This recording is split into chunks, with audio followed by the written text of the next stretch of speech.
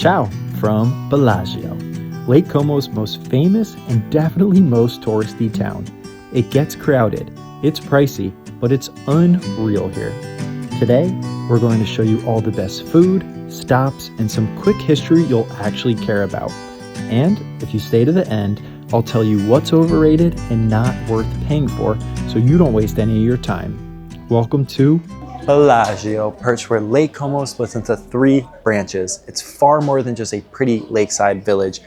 This crossroads made Bellagio a vital location for centuries of trade, strategy, and elegance. Even today, it blends old world charm with high-end flair, and the stories that come out of this place are as rich as its views. Check it out.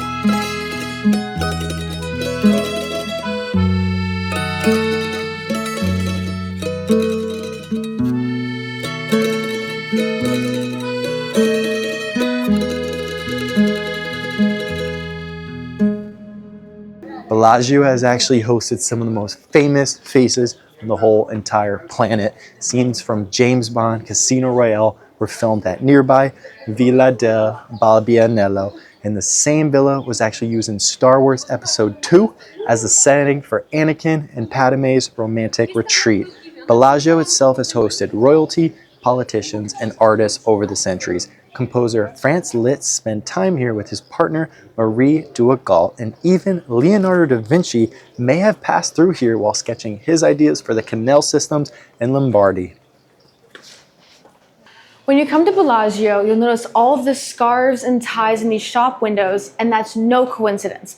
Bellagio's fashion roots go deep. Since the 15th century, the area around Lake Como has been a global hub for silk production, launched by the Duke Ludovico Sforza when he brought mulberry trees for silkworms.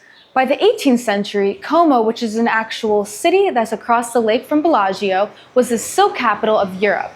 By the 1970s, it was outproducing even China and Japan. The silk shops in Bellagio today reflect hundreds of years of traditions. Some still use hand printing methods on fabrics sourced from local mills.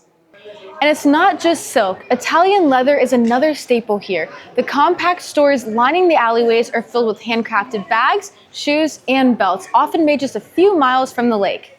This legacy of craftsmanship is tied into the area's wealth and reputation. Bellagio isn't just built on tourism, it was built on luxury.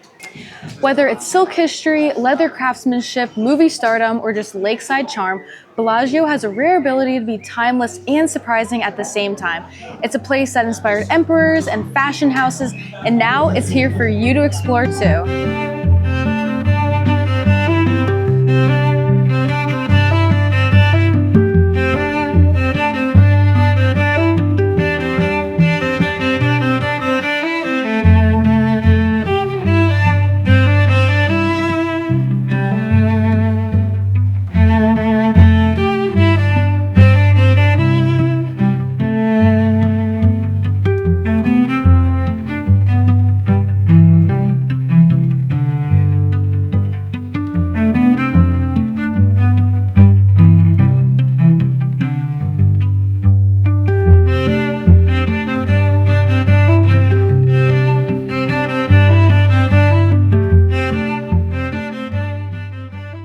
Welcome to this pristine garden known as Villa Melzi Gardens, located along the beautiful lakefront in Bellagio. They were created in the early 1800s as a part of a summer residence for Francesco Maltese Durrell, Vice President of Napoleonic Italian Republic. The villa and its English-style gardens were designed by architect Giancarlo Albertelli and landscape architect Luigi Conoi-Canica.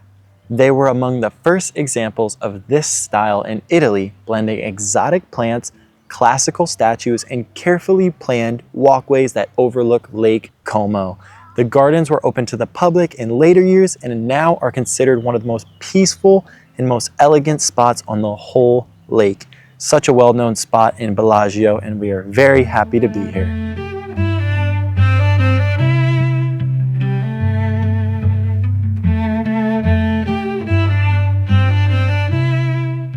The The gardens are not only a botanical showcase, but also a cultural landmark. There are no famous weddings officially tied to the villa, but its serene setting and historical weight make it a popular spot for private events and high-end photo shoots. Visitors come here not just for the views, but to walk through the same paths once enjoyed by 19th century aristocrats, artists, and political leaders. Jackson has been going to the bathroom all day. What are you doing? Oh! Right outside? You had to poop right outside and just leave it there? These gardens have hosted a number of notable visitors throughout history. One being composer Franz Liszt, who spent his time here in 1830s with Countess Marie de Ust. And it's believed that this day inspired some of the early romantic compositions.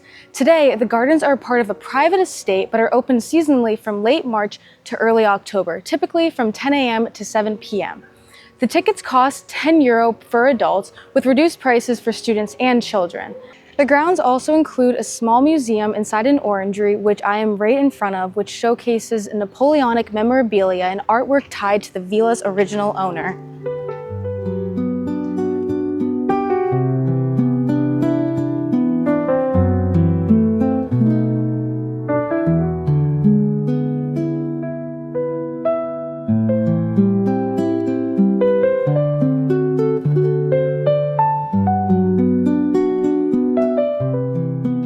But as far as this garden, you know, we were there for like 2-3 hours. I mean, it's not that big, but the views are incredible. You could totally just sit there all day on a bench. I mean, the most perfect grass ever, the craziest flowers you've never seen. There's so much foliage. It's so gorgeous, incredible views. So highly recommend that spot. Let's move on to the city.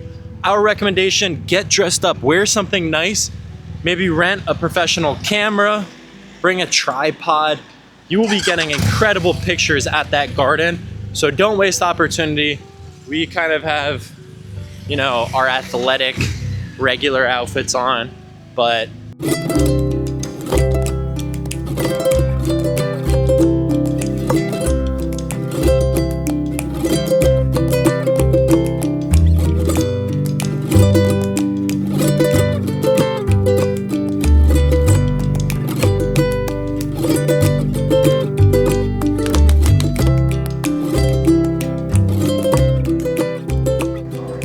Third gelato today, and I'm not stopping at all, trust. We are at Bellagio Pizzaria, and we finally got our pizzas. I got the prosciutto pizza, and Jackson got his pepperoni pizza. Very excited to try, and we'll let you know at the end. we just finished our meal at Carlilion, around 50 bucks for like some 2 pizzas.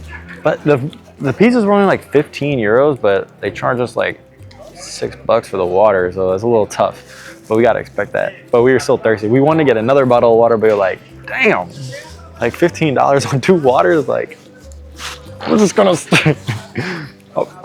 I was a little thirsty. I'm gonna say that. So maybe that hurts the review. I was a little thirsty. Overall, flop test did not pass. Taste test, very good. I love my Italiano lemons.